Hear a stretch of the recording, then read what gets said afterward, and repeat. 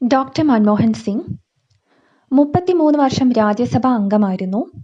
2004 മുതൽ 2014 വരെ കാലയളവിൽ തുടർച്ചയായി 2 തവണ ഇന്ത്യൻ പ്രധാനമന്ത്രിയായി.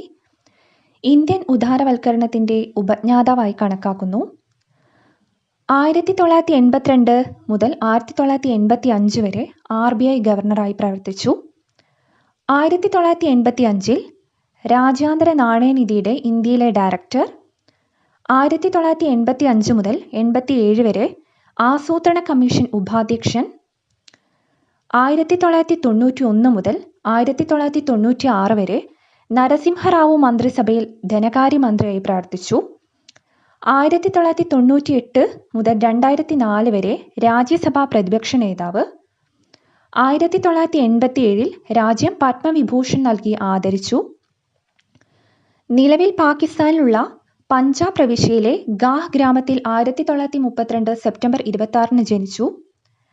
ലോക്സഭയിൽ അംഗമല്ലാതിരുന്ന അദ്ദേഹം അസമിൽ നിന്നുള്ള രാജ്യസഭാ അംഗമായിരുന്നു. 2024 ഡിസംബർ 26 അദ്ദേഹം അന്തരിച്ചു.